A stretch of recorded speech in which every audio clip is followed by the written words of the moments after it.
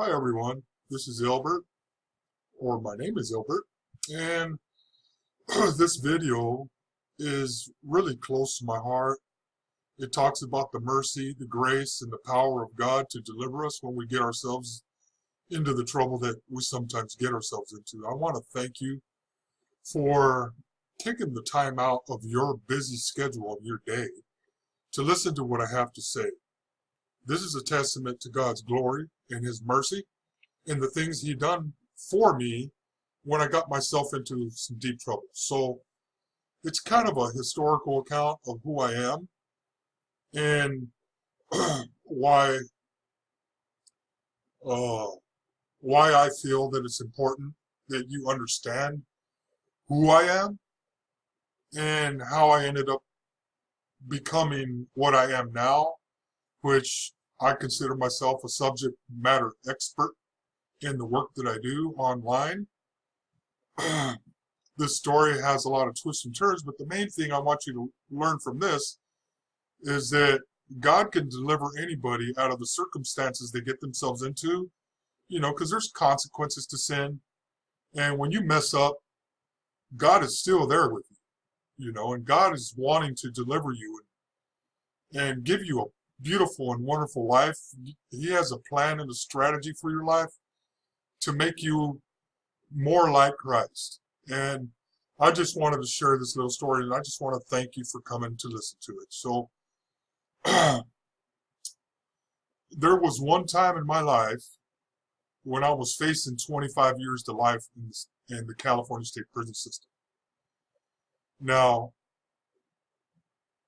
California has a law, which that law passed while I was locked up, called 3 strikes and you're out rule. This 3 strikes and you're out rule is a sentencing enhancement that is attached to anybody that had 3 prior felony convictions. Well, when I got arrested for my 4th crime, which was, the courts considered it a wobbler, and it was up to the district attorney to file it as a felony or a misdemeanor. So we could wobble either way, so that's why they call it a wobbler. Well, once the district attorney seen my past criminal history and my other 3 strikes, she decided she was going to file this last crime as a felony. And it was just for receiving stolen property. So here's the deal. I watched a lot of acquaintances, guys that I had seen coming in and out of prison, and some of them from my own neighborhood. But since I had gone to prison several times, I had seen these guys coming in and out just like me. And they were, getting convicted for 25 years of life on, really petty theft crimes, like mine, receiving stolen property and petty theft and under the influence and possession of a controlled substance and stuff like that. These guys were getting 25 years of life. So I'm thinking to myself, man, I'm facing 25 to life just like these people with a crime that some of these guys have already received a 25-year to life sentence. And here I am, I'm facing this 25 years of life myself now for receiving stolen property. I was found inside of a stolen vehicle. And I'm like, man, I'm done. My life is done. I'm never going to get out of this one. I even fired the attorney that I had because there was a conflict of interest and decided to go pro per or pro se and fight the case myself. So I was allowed to go to the law library for a year straight to try to see if there was any way that I could figure out through the law library and the law books how to get myself out of this trouble that I got myself into. And it turns out that the way they wrote the law, there was absolutely 0 loopholes to get out of it. I tried researching the 5th Amendment of the Constitution of the United States, double jeopardy clause, the cruel and unusual punishment clause, and all kinds of different things. And I learned a whole lot, yeah, obviously, but the way the law was written is it was written as a sentencing enhancement and had nothing to do with the trial portion of the case. So, you know, the way they locked down that law was, you know, it was never going to be used against me, the crimes from my past, until sentencing. So it couldn't be used in trial court, meaning it couldn't qualify as double jeopardy in trial. They weren't going to use it in trial. And it couldn't qualify as cruel and unusual because just because I'm doing a little bit more time for the crime, it can't be constituted as cruel and unusual. So needless to say, here I am stuck wondering, what am I going to do? You know, and at the time, yes, I was a Christian, but I messed up and I got myself into this last bit of trouble. And if I rewind it a little bit, I had 3 prior felonies, and on my 3rd one, when I got out, I had given my life to the Lord on the 3rd felony conviction that I had. When I got out, me and my wife separated, and I was devastated, and I made some decisions to go back on drugs, and then I ended up with this other guy that had the stolen vehicle, and he traded dope for the vehicle. So he told me it was legit and all that other stuff, and I believed him, of course, because he had the keys to the car. So I decided to get into the vehicle with him, and I ended up getting arrested. He disappeared. I ended up getting arrested inside the vehicle at a shopping center inside the store. So here I am sitting inside this stolen vehicle, and you know, after being awake for 3 days on dope, on drugs, I was really, really tired. So here I am sitting in the vehicle waiting for him to go into the store, and he was going to go do some shoplifting. And I'm waiting for him inside the vehicle, and I fall asleep. You know, it had been 3 days of me being awake, and I was just bone tired and weary. So I fell asleep inside the vehicle, and the next thing I know, I hear this really loud voice telling me, driver of the vehicle, put your hands up. You know, it's kind of like in a distance. And it finally got me out of my sleep. It turns out that this guy, one of the officers, had the megaphone out, and he was, later on I found out that he had been calling me and calling me and calling me and trying to get me to wake up. I finally woke up in a daze. You know, I was really out of it. And I finally, you know, I was kind of slouched in the seat, and I get up and I look over the dash and I start looking around, and I'm like, I'm surrounded by cop vehicle after cop vehicle after cop vehicle with the lights, you know, shining. And I mean, there was just a whole lot of officers, and all of them were outside of their vehicle with the doors open, with their weapons drawn, pointed right at me. And I'm like, oh my God, if I make one move, they're just going to shoot me down right here where I sit. So I better do exactly what they tell me to do, piece by piece and point by point. So they're like, driver, put your hands out of the window where we could see them. So I put both my hands out of the window, and they said, driver, now open the door with your left hand and step out and get on the ground with your hands behind your head. So I did all that stuff, and I'm scared to death that these cops are just going to blow me away if I make one false move. So I did exactly what they asked me to do. They took me to jail, and next thing you know, I'm fighting my case by myself because my public pretender, what we called him, or he's actually a public defender, but we called them public pretenders because usually these court-appointed attorneys don't really help the person that's in trouble.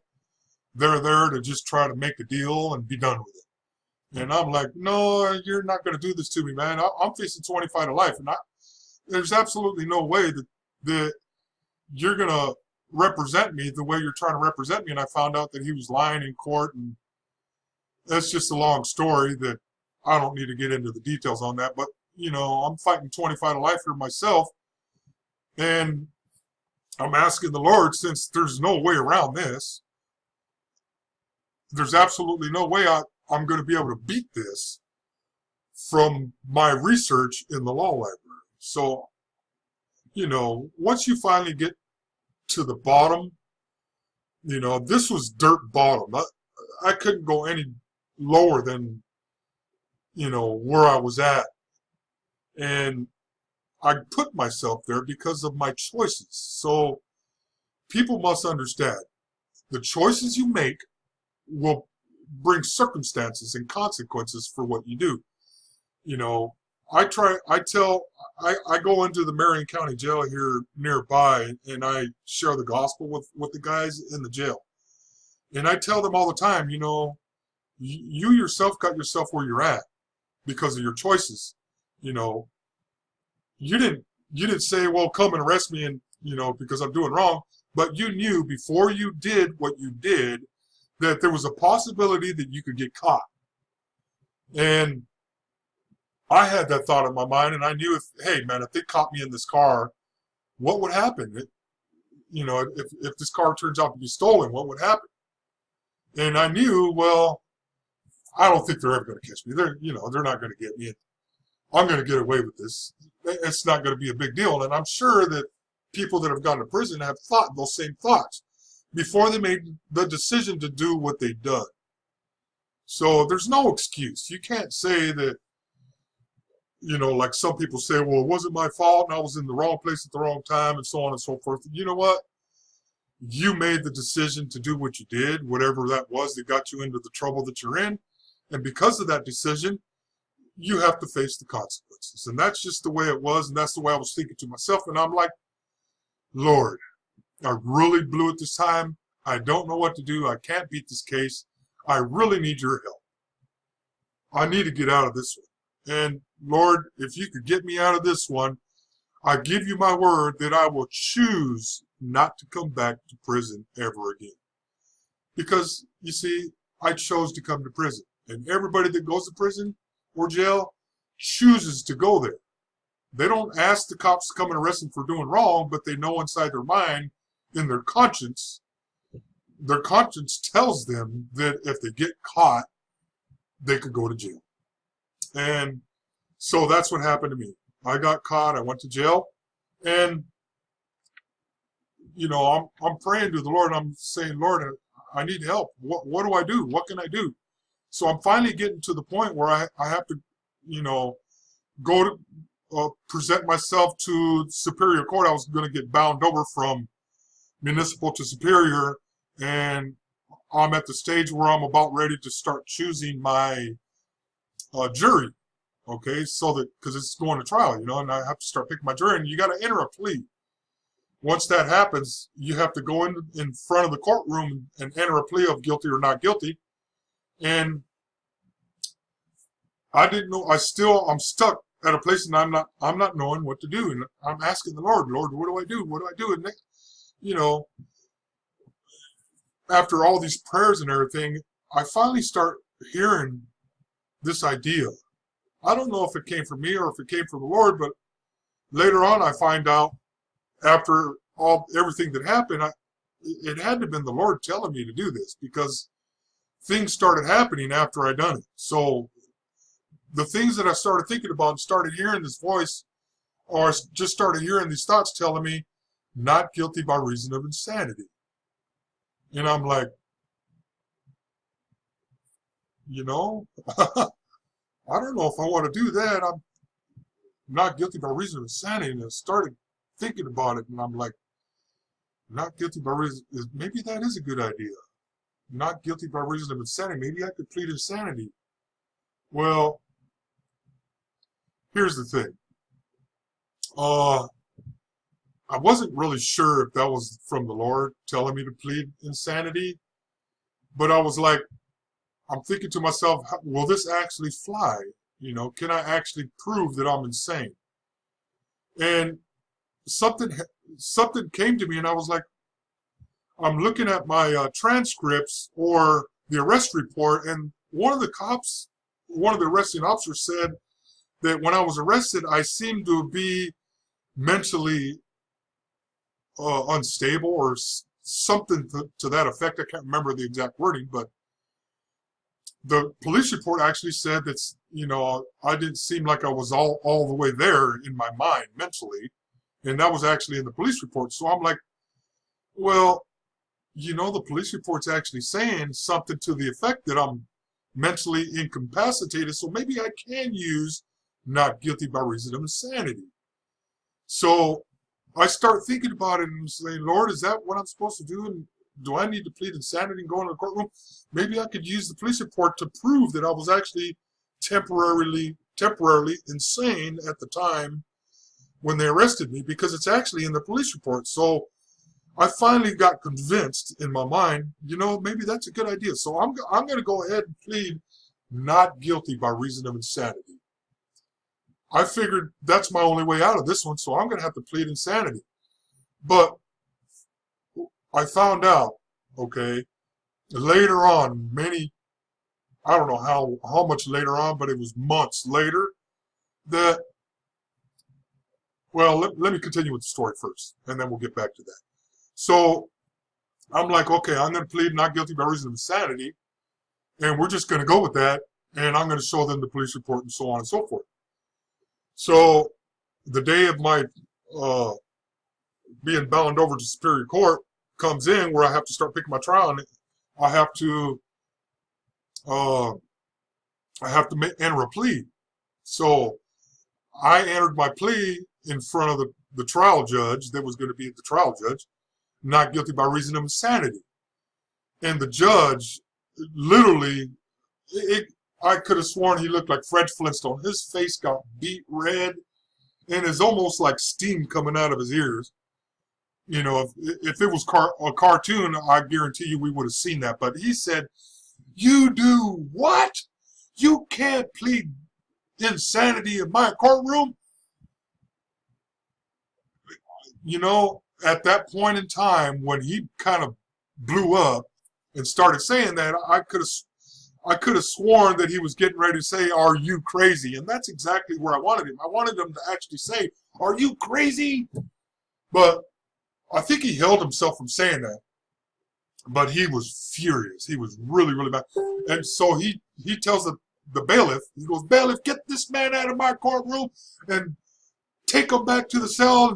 And he told the lady at the front desk that was doing, you know, the stenographer or whatever you call her, she said, "I want you to send 3 of the best attorneys that you could find for the Los Angeles prison system or Los Angeles County.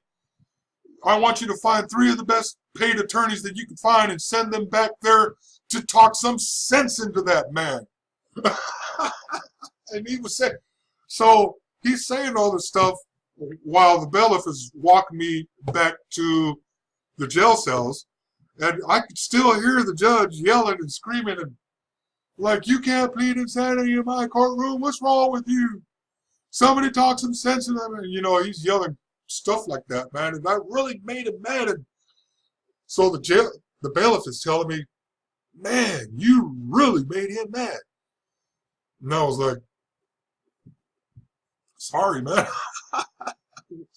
That's what I have to do, what I have to do. And he goes, "Yeah, but you know what you just did?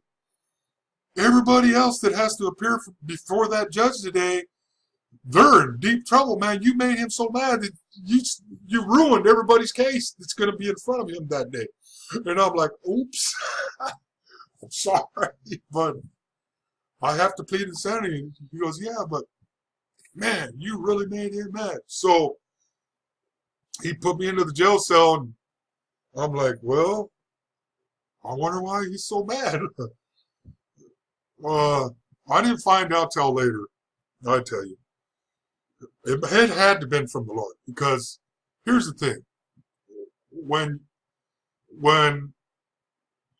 you ask to represent yourself and become a pro per or pro se litigant, you have to take this written test and oral test as far as the court requirements for you to prove to them that you're actually sane.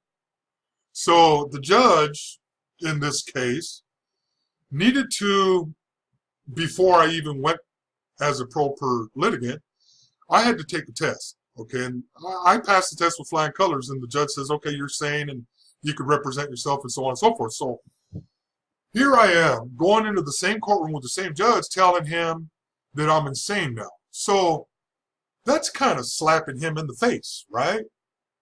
And telling him that he was wrong when he declared me sane to stand trial on my own. And here I am coming in telling him that I'm insane. So that's why he blew it. That's why he got so mad and decided, to send all these high-power attorneys back to talk some sense into me. Because I can't be sane and insane all at the same time. And that's why he was so mad. And I didn't figure this out until way later. But let's talk a little bit about these attorneys that came in and tried to talk some sense into me. So 3 high-power attorneys come in, okay, one by one. And they're all sitting there in a row. And the first one comes up to the jail cell and, Mr. Dugdale, and starts telling me a whole bunch of nonsense that I didn't want to hear about that sounded similar to the first public pretender that I had. And I'm like, dude, you need to step away from my cell or I'm just going to spit on your face and you can walk away mad. And, something to that effect. I can't remember the exact words, but I did say I was going to spit on him. So he walked away like, okay. Then the next guy comes up and he's pretty much trying to talk me down to pleading insanity as well and telling me that I can't do this and I can't do that and I got to do this. And, it almost sounded like the first guy. And I'm like, dude, you need to get away from my jail cell as well, or I'm just going to spit in your face just like the other guy. So while all this is happening, the third attorney is sitting in the chair, and I'm watching him out of the corner of my eye when I'm talking to this other attorney, and I see him, he's sitting in this chair with one leg crossed over the other, and his leg is bouncing back and forth, up and down. Sometimes when you cross your leg, you could bounce your leg back and forth, and I seen him doing that. And this guy's dressed literally like a cowboy. He's got a cowboy hat, the string tie, cowboy shirt, button-up shirt with the pearl buttons, and the Levi jeans, the cowboy boots, the whole 9 yards. This guy's a cowboy, and he's sitting there, and he's kind of getting a kick out of all this stuff that's happening. And I can see him out of the corner of my eye that he's giggling. And I'm kind of like, man, why is this guy laughing at what's going on here? I'm trying to be serious here, talking to these public pretenders, and this guy doesn't seem to like he's taking me seriously. So once I finally get rid of that other attorney, and finally the cowboy guy comes up, and he's still laughing when he's walking up to the cell, and I ask him point blank, is there something funny about this? Do you find this? I'm facing 25 years of life. Do you find that funny? And he kind of backed up. He's like, Mr. Dugdale, I'm sorry about that. No, actually, no, there's nothing funny about this. So I say, well, what do you have? I say something to the effect, well, what do you have to say? I'm facing 25 years of life. My life is hanging in the balance. And I don't want you to come to me like these other guys came to me and start talking to me, like I don't know what I'm talking about. I spent a whole year going through the law library and doing all this and that and trying to figure out how to get out of this mess that I got myself into. And I don't want to hear you telling me, a bunch of stuff that these other dumb trucks were telling me. So what do you have to say? And he starts telling me, that the courtroom it all has to do with politics, and started explaining the political spectrum of the courtroom. And I'm like, well, you know what? That's well and dandy. And I'm not into politics. And as a matter of fact, I kind of hate politicians because they're just a bunch of liars and thieves. And he kind of smirked about it and kind of laughed about it. And I said, I don't quite understand what you mean about politics. And he starts explaining to me. He goes, well, you know what it means is you scratch my back, I'll scratch yours, right? And I said, yeah, I understand that completely. He goes, well, that's the way it is in the court. So, depending on what courtroom you end up in, if you know the judge that's in the courtroom, usually the judge will rule in your favor. You know, and you do understand that some attorneys have favoritism with certain judges, and they know each other, they know each other's family, they go out and do things together, you know, they help each other out, they scratch each other's backs. You understand that, right? And I was like, yeah, I kind of understand that. So, you know, if you got this district attorney and the district attorney knows the judge really well, normally the judge will rule in the district attorney's favor.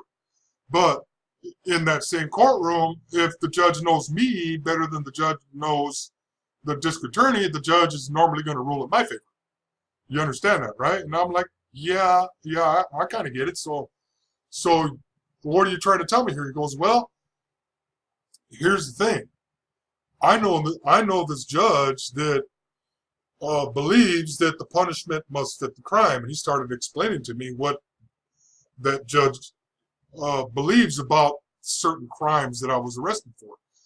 And, you know, he's like, I know her very well. We know each other's family. I go to her place sometimes. We have dinner together, and, you know, we go out and talk to each other, and we know each other's family. And, you know, we do stuff. So, and she's told me, and I've asked her and talked to her at length about the 3 strikes rule and 25 to life and all that stuff. And directly, she told me that she would never sentence somebody to 25 years to life for the type of crime that I arrested for. So here, you know, you have a wobbler. Your case is a wobbler. It could have been easily,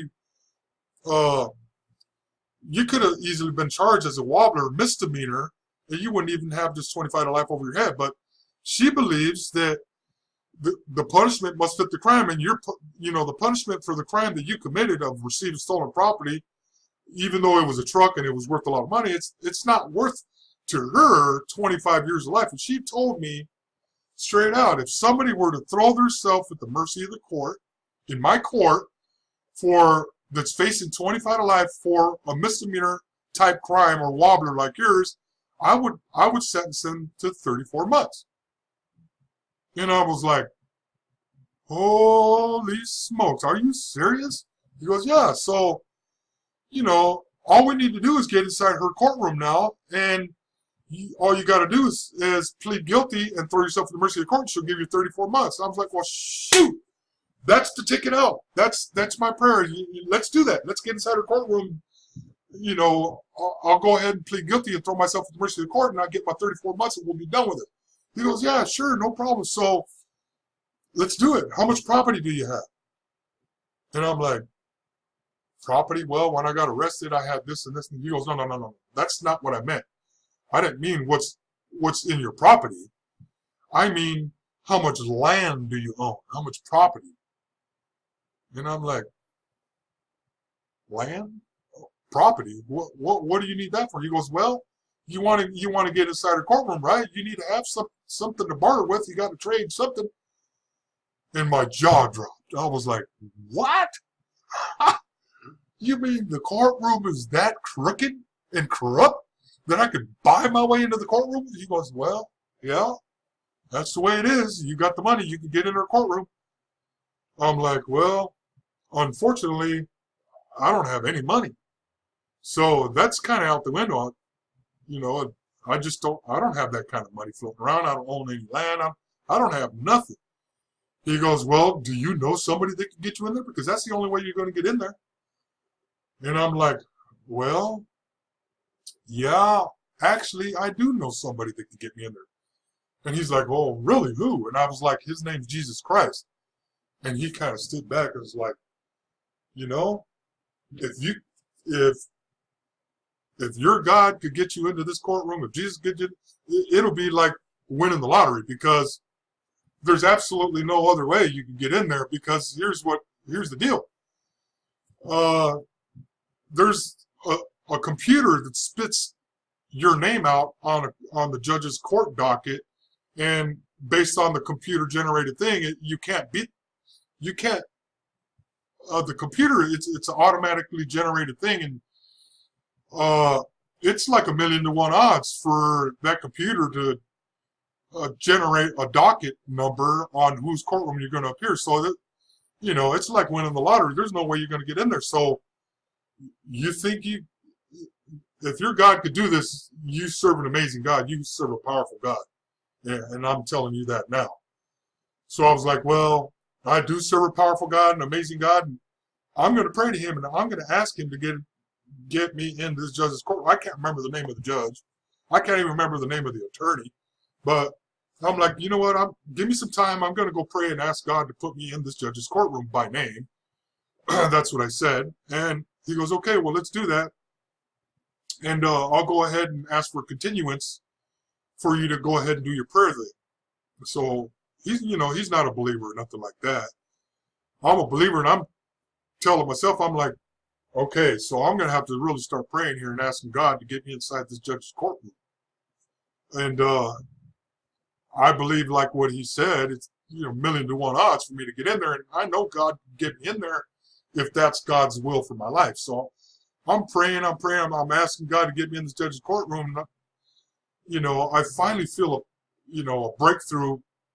And what I mean by breakthrough is that there's a word that says that God will give you his peace as a guarantee that he's with you. And it's not the kind of peace that the world gives. The kind of peace I'm talking about is a godly peace, a peace that surpasses all understanding. That's the kind of peace God gave me when I started praying. I was like, okay, Lord, so if it's your will, Lord, to get me out of this situation that I got myself into, 25 to life, and I could get 34 months, I promise, Lord, I will never choose to go back to prison again, because I chose to go, and I will choose never to come back. And I felt peace with it. So, I can't remember how long I sat there and waited, but one day the bailiff comes to my cell and says, Doug, you got a visit. Your attorney's here to see you. So I'm like, cool, maybe he's got some good news for me. So I go down there and I visit with the attorney, and he's like, you'll never guess what happened. And I'm thinking to myself, oh my God, are you kidding me? I was like, we got in her courtroom, right? He goes, yes, you did. He goes, man, you serve a mighty God. You serve a mighty, powerful God, man. You were actually in her courtroom. I'm like, thank you, Jesus. We're in the courtroom where I need to be. I'm going to get 34 months. And the next thing you know, he tells me, now all you have to do is plead guilty now and throw yourself at the mercy of the court. That's it. And we'll get her 34 months. We'll be done with it, and you'll be on your way, and I'll be on my way. And then all of these horrible, ugly thoughts started coming to me. The thoughts I know now were coming from Satan. He's telling me, this guy's a dump truck attorney. He's going to lock you up and throw away the key. Is no good. He's just like the other public pretender. And all these ugly thoughts started coming to my mind. Like, this guy's going to, you're going to plead guilty and you're going to get 25 to life. And I'm hearing all these ugly thoughts that are coming from the devil trying to discourage me from doing this. So even the devil believed that what was going to happen was actually true. So, but, the fear of what was going to happen hit me really, really hard with all those ugly thoughts were hitting me. And I'm telling myself, you know what, maybe this guy is a dump truck attorney. Maybe he wants to lock me up, throw away the key. Maybe he's in cahoots with the courts. And I'm thinking all this stuff, and I'm like, man. I'm like, you know what? I don't know if I could do this. That's what I tell him. He goes, I don't know if I could do this, man. Are you sure that this is what's going to happen, man? How do I know that you're not a dump truck attorney? You're going to, do this and do that. And I'm going to end up with 25 to life. And he stopped me. He goes, Mr. Dugdale, you prayed and you got in God's.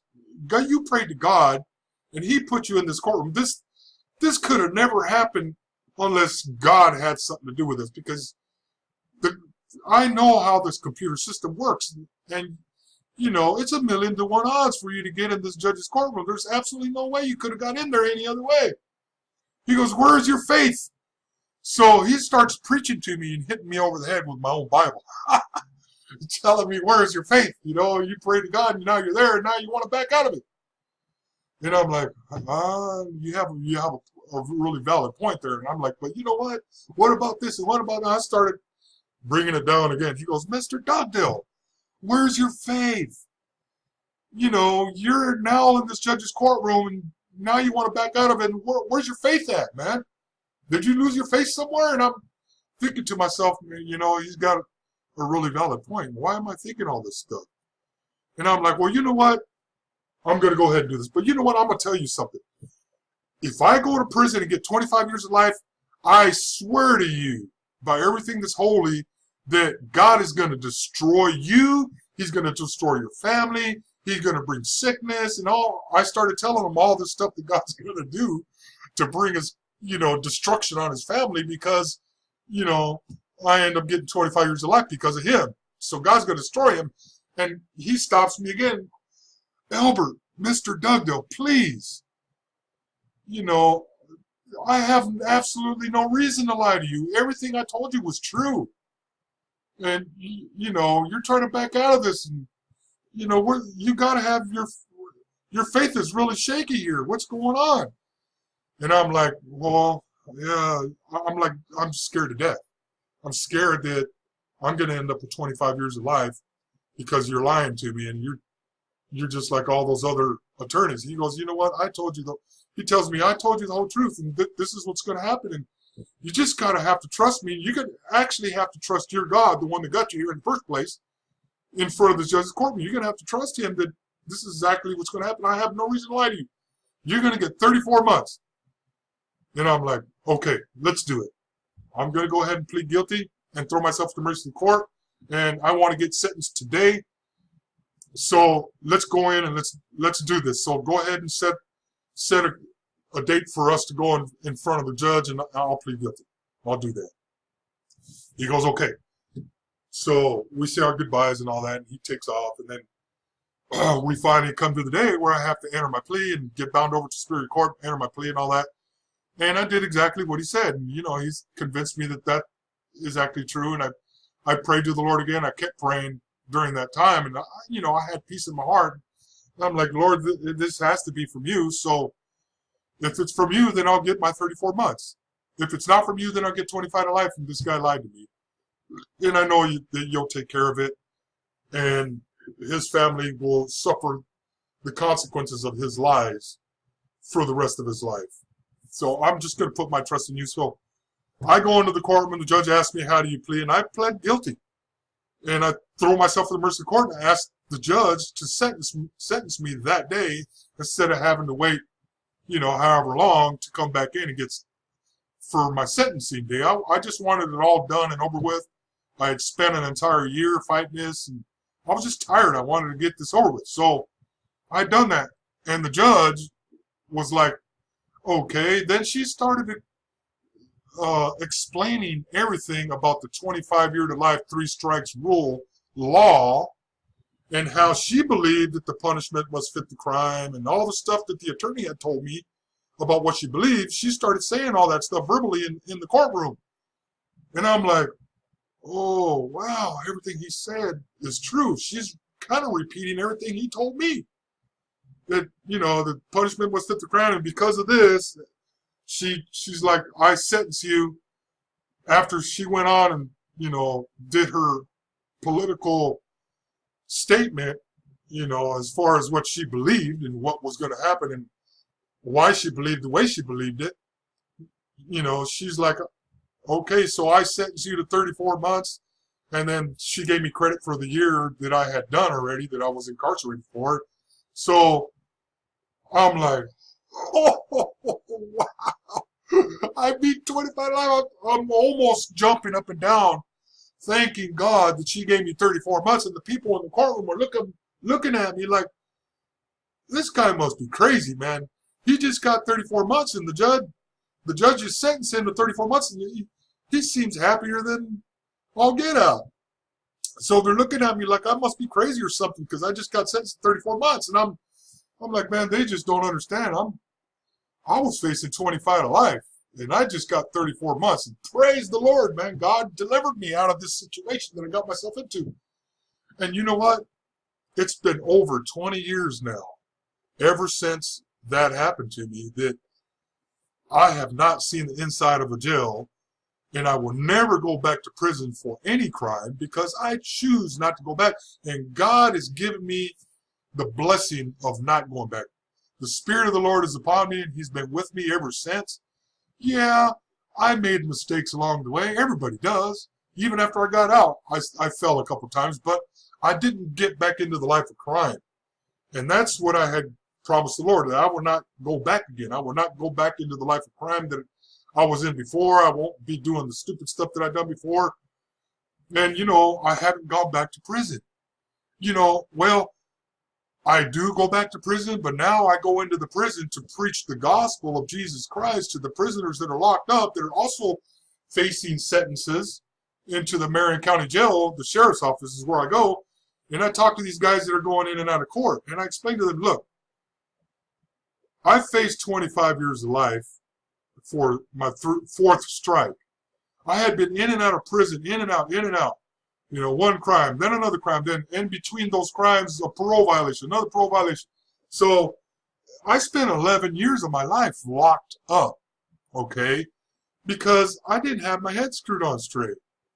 And I explained to these guys, once I finally realized the error of my way and decided, it's a choice. You have to make a choice.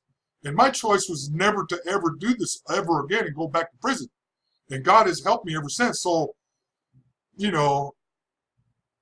God is the one that delivered me. There's absolutely no way I could have ended up in that judge's courtroom without the Lord intervening.